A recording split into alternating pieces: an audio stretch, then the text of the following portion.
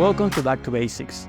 In my cloud journey, first as a customer and later as a solution architect, I frequently found a very common situation. At the beginning of their cloud journey, new enterprise customers leverage the agility provided by AWS to deploy new applications quickly. Usually, the adoption is led by line of business area or a partner who don't consider the minimal scaling and resiliency requirements to operate in the long term at the infrastructure level. Then, when the new application needs to be transferred to the operation department after a thorough review, minor changes are required to be compliant with company standards. I spent a lot of time and effort solving conflicts that could have been avoided by incorporating best practices into our initial infrastructure baseline architecture during the early phases of development.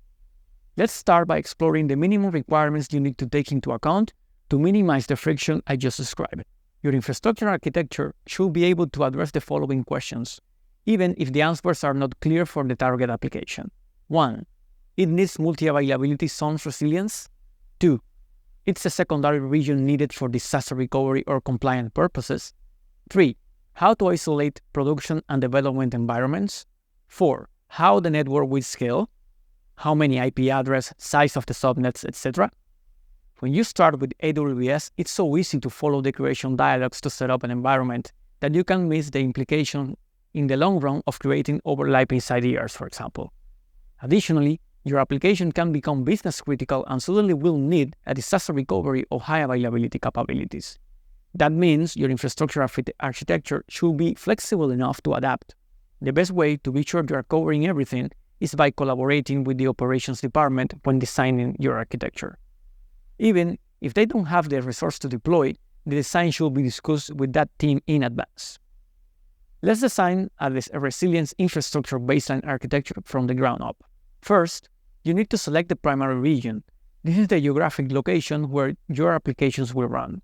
Next, you are going to design the first virtual private cloud, VPC, and the amount of availability zones it will span across. Bare minimum, 2 of them. This is the right moment to think of the network details and engage with the networking area to be sure your VPC IP range will not collide with other applications or partner networks and cause conflicts in the future. Afterwards, you are going to add the public and private subnets. Next, you need to design how your workloads are going to connect with each other and the internet. A good pattern is to add an AWS Transit Gateway for inter-VPC communications and an egress VPC for outbound traffic to the internet. Transit gateways are connected to the VPC via transit gateway attachments, and traffic to and from the internet flows through it to the NAT gateway and internet gateway. These patterns allow for a choke point instead of having separate internet gateways and NAT gateways in each VPC. You can also use route tables at the transit gateway level to allow or restrict traffic between different VPCs, for example, prohibiting development environments to talk with production. In this moment, your baseline infrastructure can support requirements like multi-availability zones based in high availability and traffic inspection, thus making it easier to be compliant with common enterprise standards.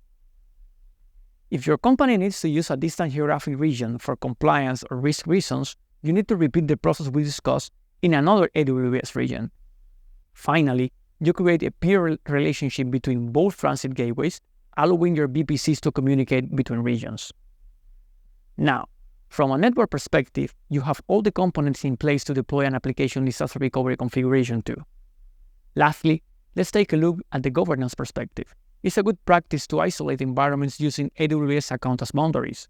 That way, developers can retain full control of their environments in their own accounts, and operation teams can apply the controls needed in production with minimal conflicts.